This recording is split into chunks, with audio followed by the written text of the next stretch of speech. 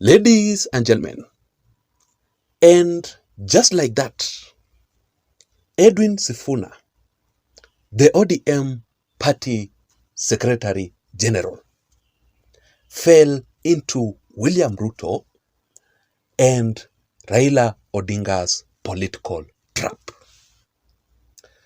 Just the other day, Edwin Sifuna was the #1 political enemy of William Ruto. Edwin Sifuna really opposed Ruto and Raila Odinga working together.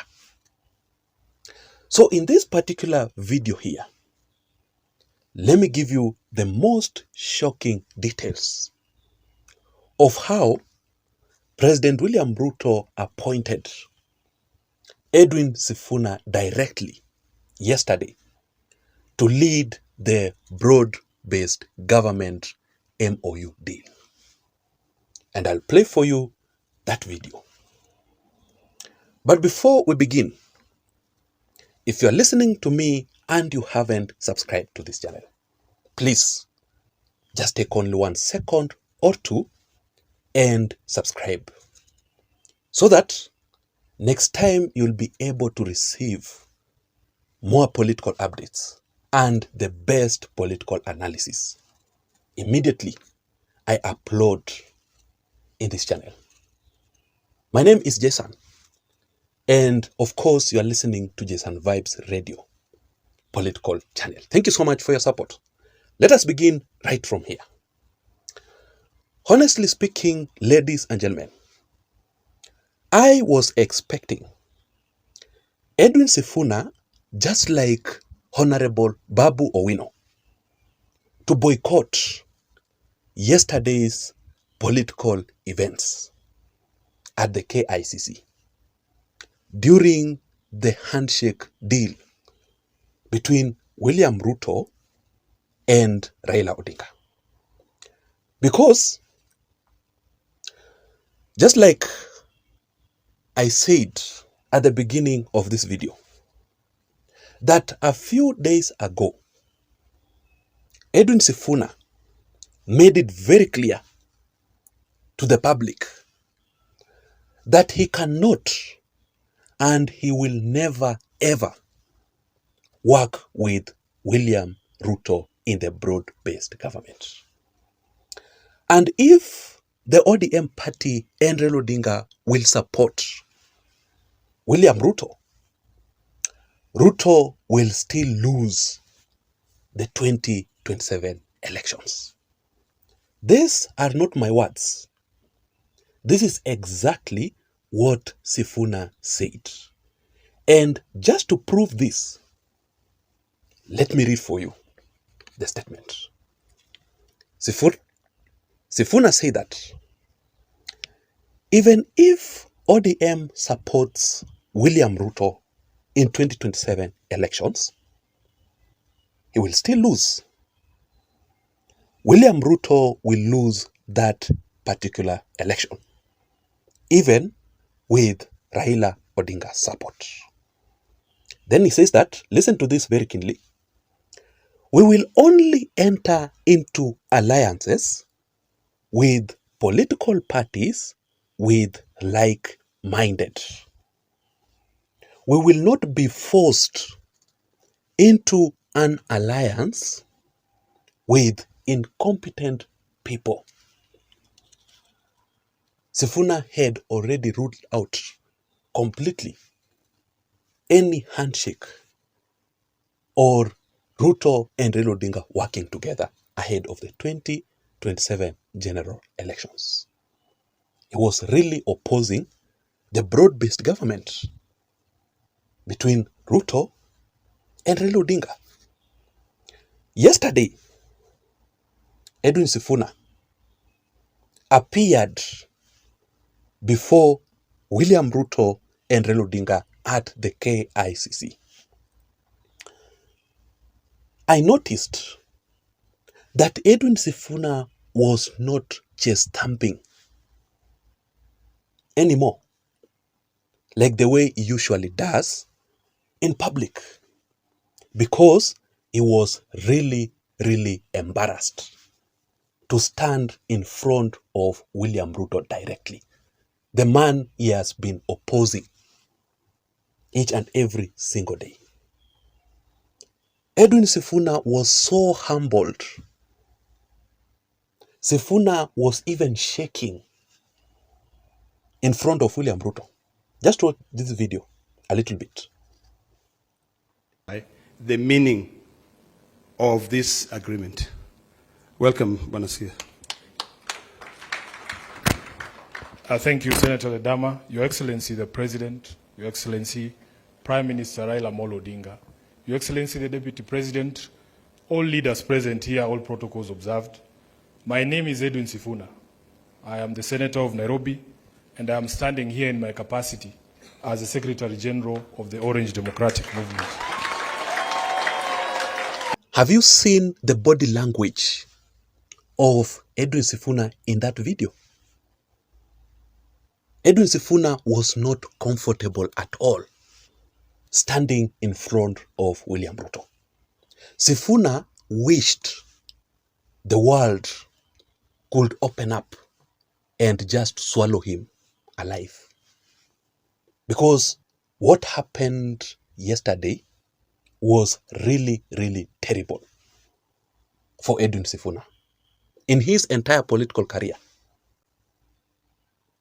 Even Robert Alai was laughing at Edwin Sifuna. This is what Robert Alai said.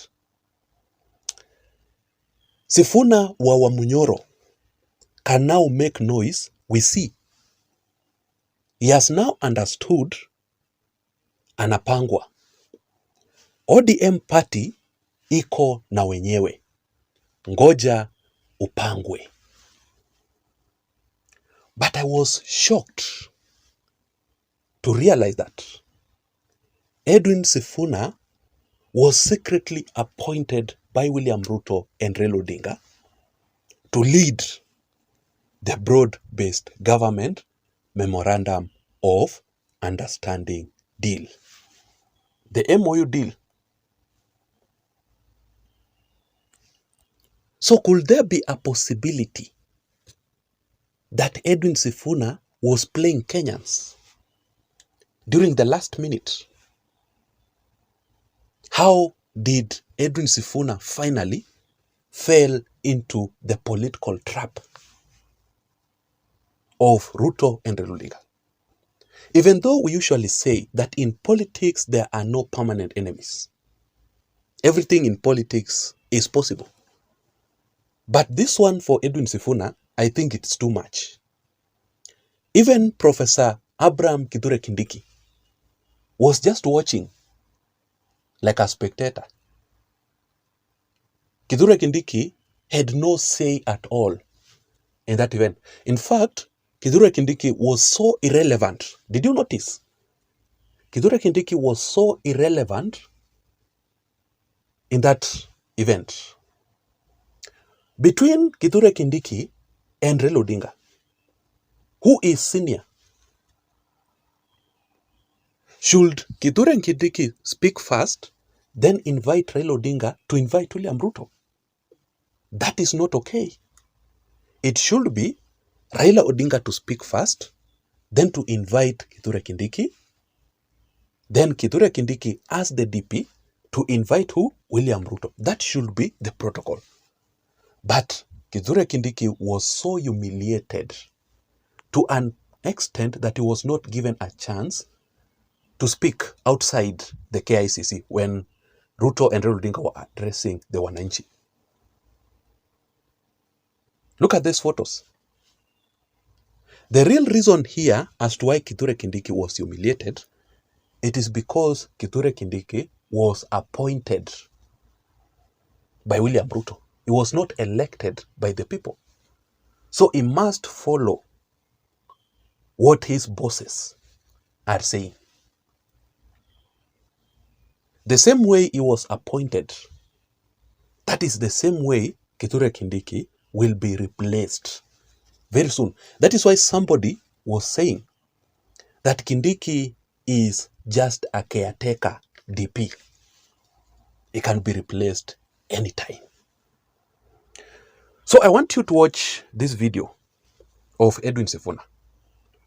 What he said during that MOU deal that he was tasked by Ruto and Raila Odinga to present. We have taken the liberty to this Memorandum of Understanding so that we are all clear on what it is and what it is not. As SG, I want to confirm that this document has been processed through the relevant party organs. And Your Excellency, I have here in this room members of the party's central committee who I'll just request to stand up so that they confirm that this is a decision of an organ of the party. Please stand up if you're a member of the central committee of ODM. Thank you very much. You may be seated. We are going to take turns with my counterpart to read out this MOU. It is titled Memorandum of Understanding to Resolve the Social, Economic and Political Challenges Facing Kenya 2025. Realizing that Kenya has gone through a long period of political crisis and conflict that has hampered the nation's potential for development and improving the livelihoods of our people.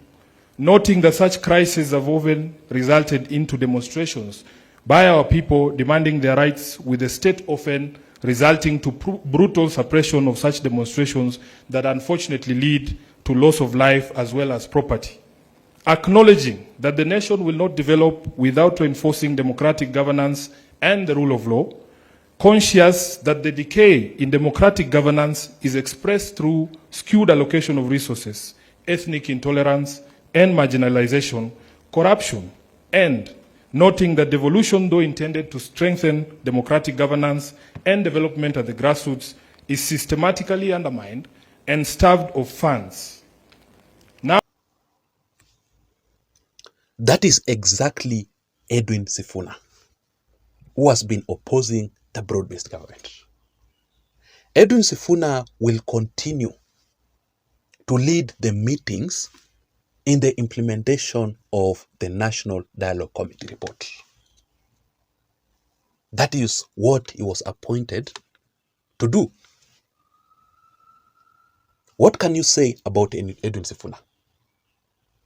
I can only describe Edwin Sifuna with one word. Edwin Sifuna hana msimamo. He lacks political principles. Look at somebody like Babu Owino. Babu Owino made it very clear that he is not supporting the broad-based government. Even if his boss Raila Odinga will support William Ruto in broad-based government, Babu Owino will not be part of it at all. And that is what Babu Owino did. You did not see Babu Owino attending that particular event, right? And Babu Owino will not support the broad-based government, even if he will be kicked out of ODM party. So be it. But he has made up his mind the same way that Honorable Ndindi Nyoro did.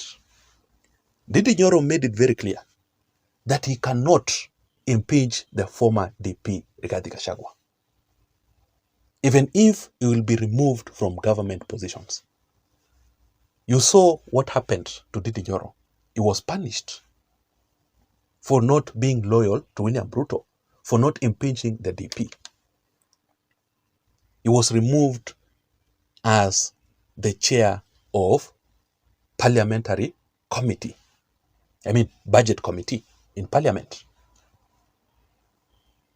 But he decided, if he will be removed, so be it. But there are some political decisions that he will not make. Edwin Sifuna should follow suit. Edwin Sifuna should emulate Babu Owino and Ndindi Nyoro. People with msimamo, not the people who can be controlled anyhowly. He should have a political stand. I don't know what you think. That was my analysis for today.